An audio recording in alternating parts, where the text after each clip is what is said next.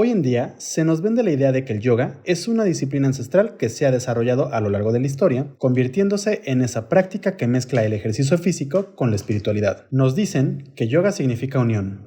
Una unión entre nuestro cuerpo, nuestra mente y nuestra alma o con el universo. Nos cuentan que el yoga inició en los Vedas y se concretó gracias a que Patanjali lo sistematizó en sus Yoga Sutras, aunque el yoga descrito en aquel entonces relegaba la postura o asana por ser algo mundano y se enfocaba principalmente en la práctica de samyama, es decir, la práctica conjunta de concentración o dharana, meditación o dhyana e integración con el objeto de dharana, es decir, samadhi. En otras palabras, el yoga patanjálico era principalmente, si no es que únicamente, meditativo. Sin embargo, nos cuentan que Swami Swatmarana, discípulo directo de Swami Goraknath, escribió un manual de yoga en el que se da más importancia al cuerpo y por ende a la postura. Me refiero claramente al Hatha Yoga Pradipika. Desde aquí, la práctica adquirió un enfoque mucho más postural, permitiendo que en los siguientes siglos se desarrollara todo un sistema de asanas que terminó convirtiéndose en el yoga que practicamos hoy en día en gimnasios y salas de yoga.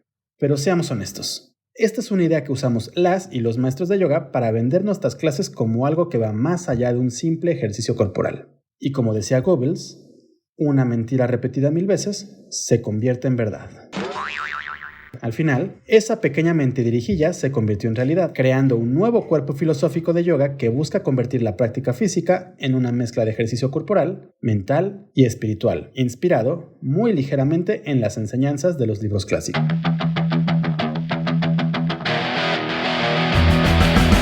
Yoga, una disciplina ancestral que se convirtió en uno de los negocios más lucrativos de la industria del fitness. ¿Cómo es que esta técnica antigua se convirtió en un negocio espiritual? ¿Realmente es yoga lo que practicamos hoy en día? ¿Qué chingados es el yoga? Yoga y más allá, un podcast en el que buscamos entender la evolución de la práctica de yoga desde su filosofía ancestral hasta la práctica postural contemporánea. Acompáñanos a profundizar en esta práctica, entender sus conceptos y desmenuzar su historia.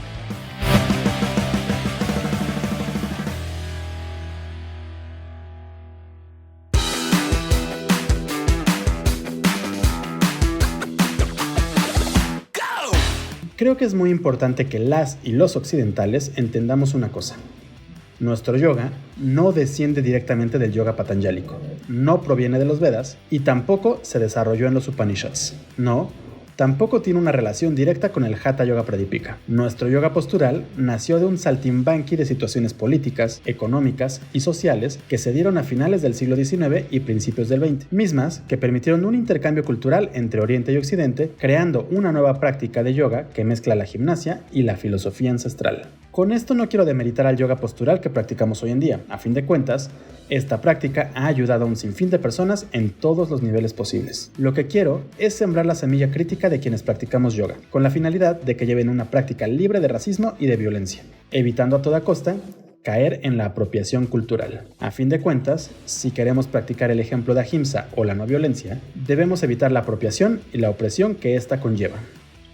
Bienvenida, bienvenido a Yoga y Más Allá, un podcast de Yoga Nidra MX en el que buscamos desmenuzar la historia, la filosofía y la práctica del yoga postural contemporáneo. En episodios pasados abordamos la manera en la que se popularizaron la filosofía y la práctica del yoga en Occidente, desde el surgimiento del espiritismo hasta el boom de Woodstock. Mencionamos a un sinfín de personajes como los Beatles, Aldous Huxley, Elena Blavatsky y su Sociedad Teosófica. Incluso mencionamos a Francisco I. Madero. También hablamos del Hatha Yoga Pradipika y de los Yoga Sutras de Patanjali, dando ejemplos de lo que dicen cada uno de estos manuales de yoga clásicos y comentando brevemente sus enseñanzas. Usé los 6 primeros episodios que llevamos para explicar cómo es que la filosofía tradicional del yoga fue mutando gracias a la influencia de los grupos ocultistas y del mismo sistema. El día de hoy quiero continuar hablando sobre cómo es que surgió el yoga postural que conocemos hoy en día.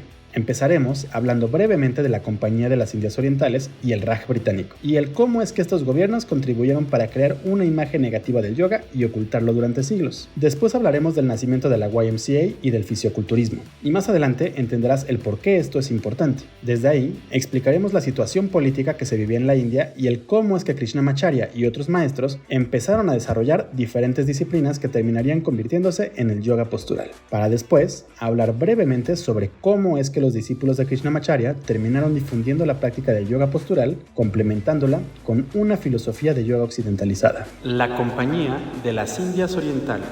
La historia de la India, o mejor dicho, del subcontinente, es tan compleja como interesante. Inició con la invasión de los arios, misma que al parecer permitió el desarrollo de los Vedas.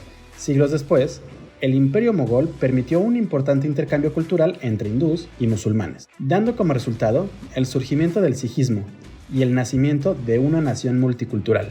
También hubo un fuerte intercambio cultural con Portugal, gracias a las fábricas que se establecieron en el estado de Goa.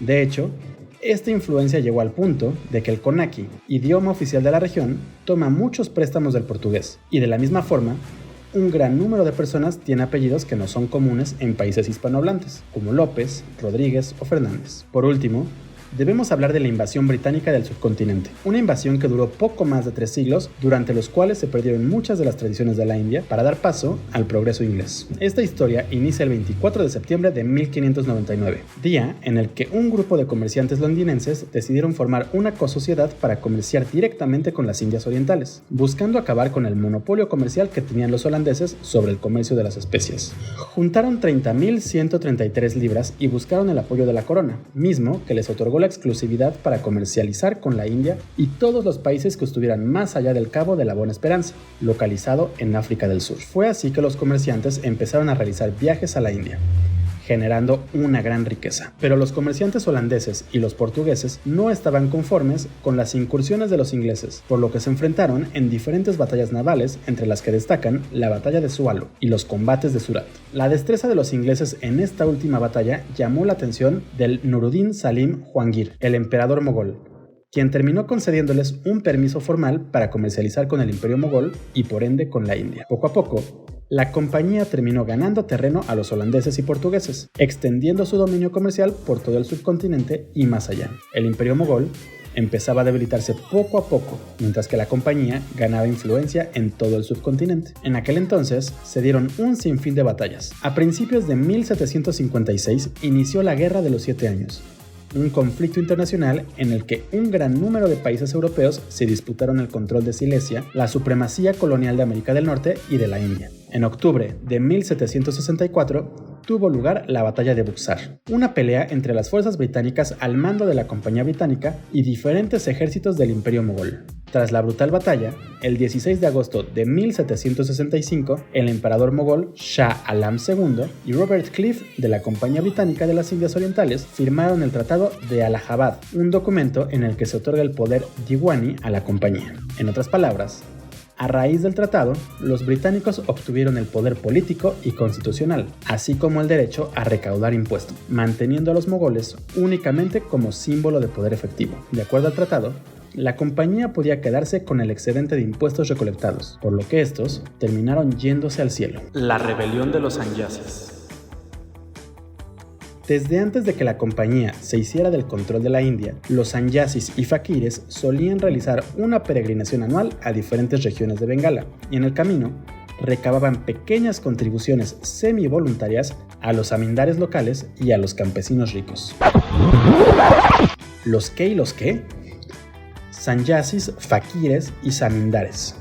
Los sanyasis son los ascetas brahmanes o hinduistas que iniciaron por el camino de la renuncia para dedicar su vida a Dios, muchas veces a través del yoga, y en especial del Hatha Yoga. Los fakires son algo así como los homólogos de los sanyasis, pero este grupo es principalmente musulmán, y en vez de practicar yoga como el que conocemos, suelen realizar diferentes retos de resistencia física, como caminar sobre fuego o cristales, acostarse en camas de clavos o introducir cuchillos o espadas en su garganta. El punto es que tanto sanyasis como fakires eran renunciantes, que al haber abandonado todo, vagaban por el mundo pidiendo limosnas y caridad a las personas que vivían en las ciudades.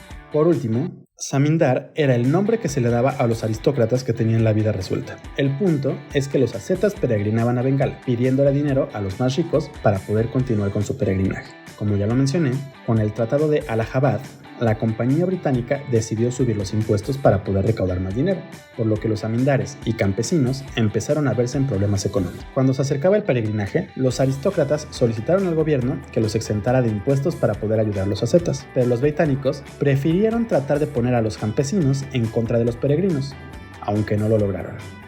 Ante la tensión con el gobierno, fakires y sanyasis empezaron a organizarse y armarse para levantarse en armas. El 30 de noviembre de 1770, el general Baker mandó una carta al comité selecto hablando de la asamblea, de 10.000 sanyasi y fakires armados en Benares, quienes tenían la intención de pasar por Bihar y Bengala. Ante la amenaza inminente, el gobierno decidió sembrar miedo entre los rebeldes, ejecutando a 150 monjes sin motivo aparente.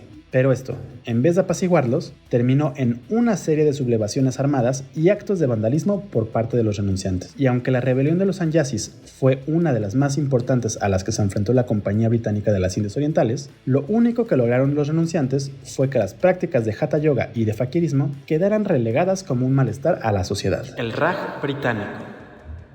Pasaron los años y las tensiones entre pobladores y la compañía siguieron creciendo y creciendo. Sin embargo, todo estaba en aparente orden hasta que el 10 de mayo de 1857, un grupo de cipayos, es decir, soldados indios que servían al ejército de la compañía, realizó un motín en el acuartelamiento de la localidad de Meerut. Aunque el conflicto no logró una victoria, la noticia corrió rápidamente por todo el subcontinente, lo que desató otros motines y revueltas civiles, iniciando algo así como una primera guerra de independencia de la India. El levantamiento cipayo fue brutal y sangriento, y un gran número de civiles perdieron la vida, por lo que cuando los británicos lograron retomar el control, las represalias fueron igual de sangrientas. Con ayuda de los medios, el ejército magnificó el número de europeos asesinados, justificando sus acciones como correctas, mientras quemaban y destruían aldeas y granjas que hallaban a su paso, asesinando brutalmente a sus ocupantes. Al final, la gran rebelión de la India fue reprimida, pero gracias a este conflicto, la corona inglesa decidió quitarle el poder a la Compañía Británica de las Indias Orientales, convirtiéndose en los auténticos gobernantes de la India y dando paso a lo que se conoce como Raj británico. Fue así que, desde 1857 hasta 1947, la corona británica gobernó directamente sobre todo el subcontinente indio. Desde los tiempos de la compañía, la educación en inglés había tenido una alta prioridad para el gobierno, pero con la llegada del Raj también se sustituyó al persa por el inglés como idioma oficial.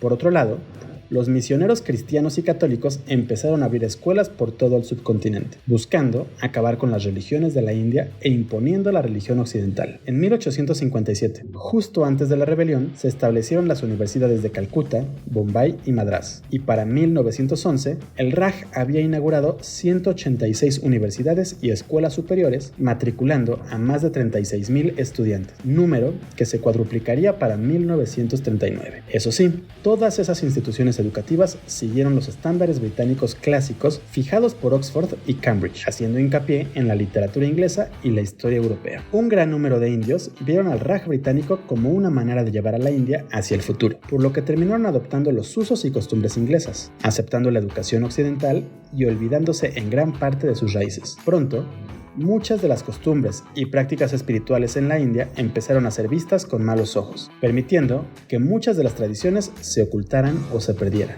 Entre estas tradiciones se encontraba el Hatha Yoga. Y es que, gracias a la rebelión de los sanyasis y al modo de vida que llevaban los yogis renunciantes, los británicos terminaron mofándose de la disciplina, etiquetando de vagos y mendigos a quienes seguían el camino del Hatha Yoga, al igual que el del fakirismo. Occidente era un mundo racional, y el yoga no tenía cabida en él. El nacimiento de la YMCA. Mientras que en la India se empezaban a gestar las ideas de la Gran Rebelión, Inglaterra se veía envuelta en la Revolución Industrial. Las duras condiciones laborales en las que se encontraban la mayoría de las familias inglesas terminaron orillando a los jóvenes a la bebida y a los juegos de azar. Ante esta situación, George Williams decidió fundar la Young Men Christian Association, o Asociación Cristiana de Jóvenes, mejor conocida como YMCA, una de las mayores y más longevas ONGs que existen actualmente. La Y empezó como una institución enfocada en la educación y la sana convivencia, y poco a poco fueron incorporando actividades físicas y deportivas en sus programas, siguiendo su misión de que los jóvenes desarrollaran un cuerpo, una mente y un espíritu saludables. De hecho, uno de sus eslogans más importantes es cuerpo, mente, espíritu. ¿Te suena conocido? El punto aquí es que el primer intento de la asociación de abrir una sede en la India fue en 1854, pero fracasaron casi inmediatamente. 3 años después, en 1857, realizaron un segundo intento, pero los conflictos sociales les impidió proliferar y no fue hasta 1873 que lograron abrir una sede en Trivandrum y para 1875 otras en Bombay y Lahore.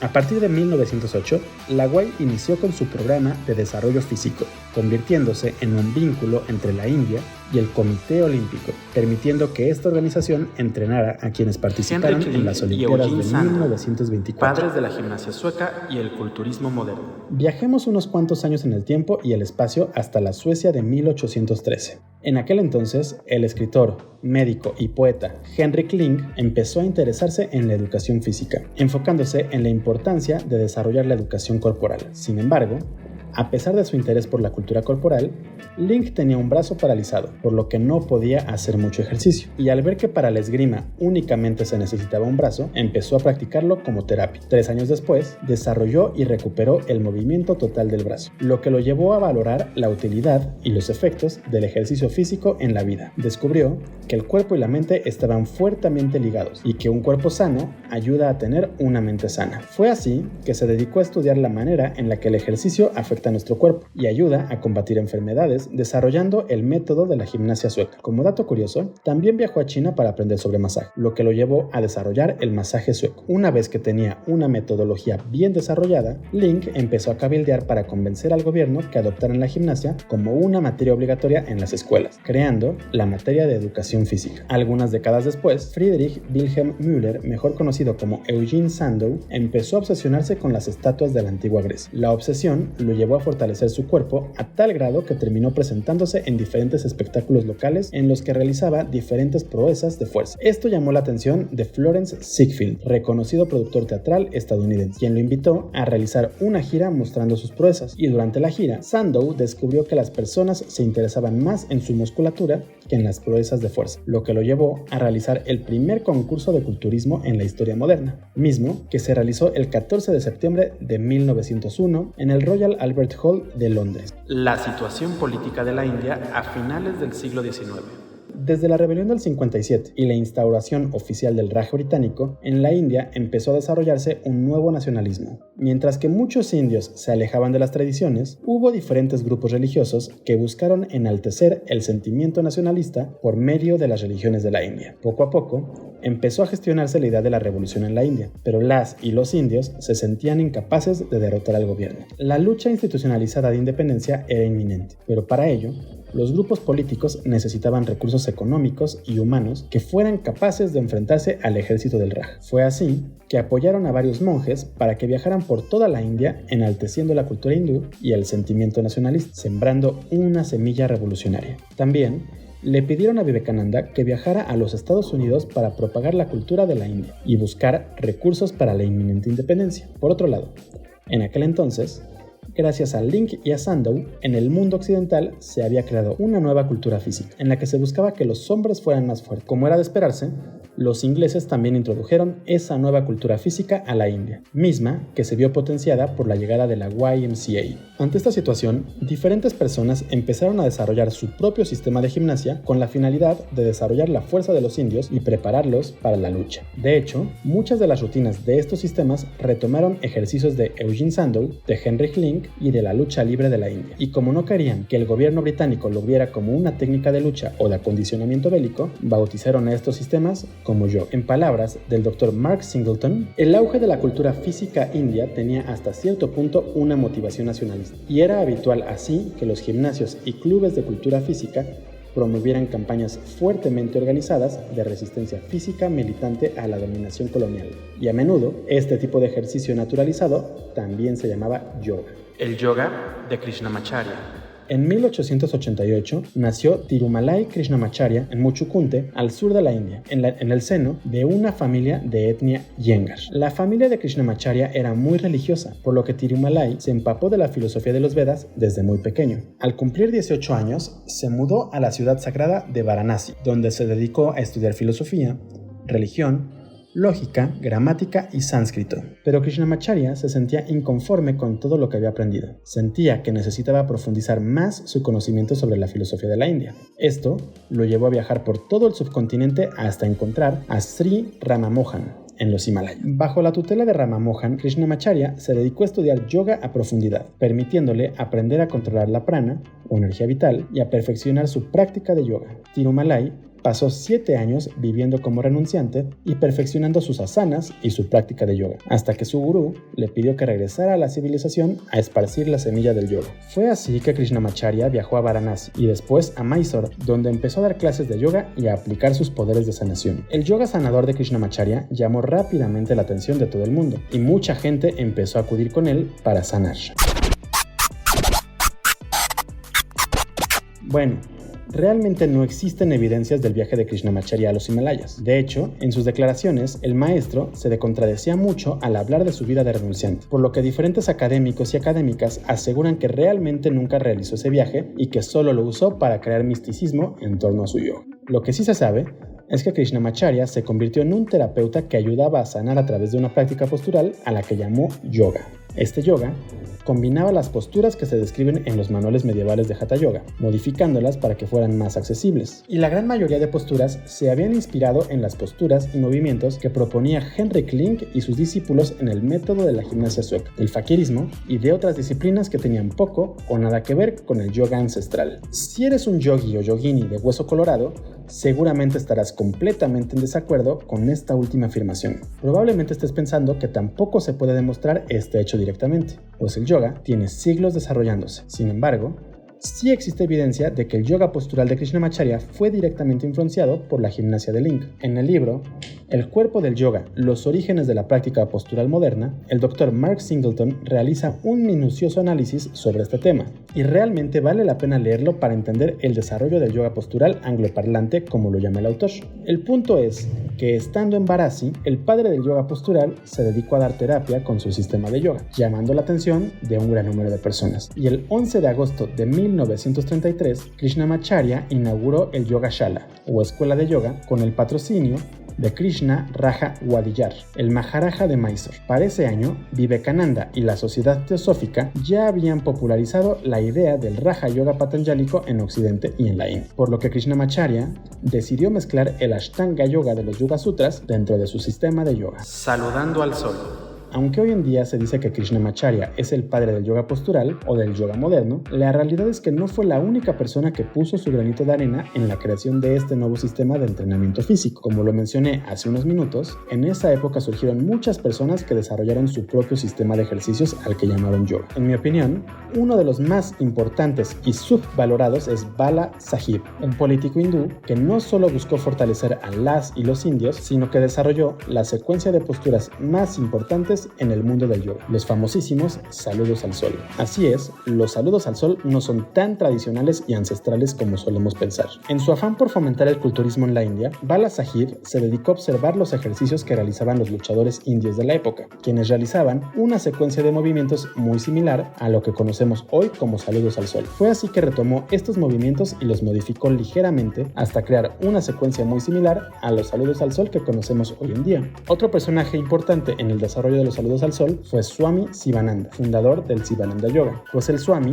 retomó la secuencia propuesta por Sahib y la reformuló, simplificando los movimientos iniciales al sustituir Chaturanga con Ashtangasana y Ardha Uttanasana por Ashwasanchalanasana. Este monje también fundó la Divine Life Society o Sociedad de la Vida Divina en la India, con la que pudo exportar su filosofía y práctica de yoga a Occidente, popularizando los saludos al sol y permitiendo que mucha gente asegure que los saludos al sol estilo Sivananda son los más tradicionales que existen. Los discípulos de Krishnamacharya. Volvamos a Krishnamacharya. A lo largo de su vida, el maestro tuvo un gran número de estudiantes, entre los que se encontraban Indra Devi, V.K.S. Iyengar, Patabi Jois, T.K.V. Sikachar y Srivatsa Ramaswamy, entre otros. Cada uno de estos discípulos aportó su granito de arena en la manera en la que se popularizó el yoga en Occidente y en el entendimiento que tenemos del mismo. Como ya lo hemos mencionado en otros episodios, Indra Devi fue la primera mujer y extranjera en estudiar yoga bajo las enseñanzas de Krishnamacharya. Después de vivir en la India y en China, Devi viajó a los Estados Unidos, donde abrió un estudio de yoga postural en Hollywood, y gracias al apoyo de la Sociedad Teosófica, logró conocer a varias de las personas más influyentes en el mundo cultural y del cine. En su estudio, Devi se dedicó únicamente a impartir clases de yoga postural, eliminando cualquier rastro de filosofía o religión hindú. Además, creó un centro de yoga en Tecate, México, en el que se dedicó a formar maestras y maestros de yoga que llegaban de todo el mundo. Por otro lado, V.K.S. Iyengar, quien fue el cuñado de Krishnamacharya, se convirtió en maestro de G.D. Krishnamurti. Este último personaje fue un importante teósofo, lo que lo llevó a convertirse en uno de los escritores y filósofos más importantes de la India en su época. A través del teósofo, Iyengar pudo conocer al violinista suizo Yehudi Menuhin, quien lo invitó a dar clases de yoga y filosofía en Suiza. Y gracias a este viaje, el maestro logró conocer a varias de las personas más importantes del mundo occidental, convirtiéndose en un referente del yoga para todo el mundo.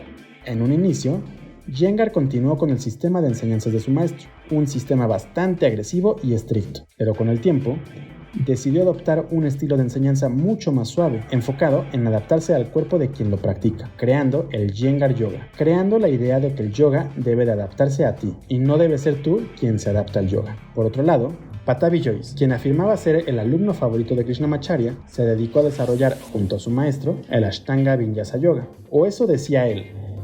Este estilo de yoga está basado en las enseñanzas del Yoga Korunta, un texto mucho más antiguo que los Yoga Sutras de Patanjali, pues se escribió entre el año 500 y 1500 antes de nuestra era. Por lo que contaba Jois, en este libro se describen todas las posturas de yoga que enseñó Krishnamacharya, así como la correcta forma de entrar a todas ellas y el orden en el que se deben de realizar estas posturas. Esa secuencia de posturas es lo que hoy conocemos como Ashtanga Vinyasa Yoga. De esta forma, Pattabhi Jois buscó continuar con las enseñanzas de su maestro, promoviendo las enseñanzas del Yoga Korunta. Pero si este libro es tan antiguo y tan complejo, ¿por qué los Yoga Sutras son tan importantes? Básicamente porque nadie ha visto este libro.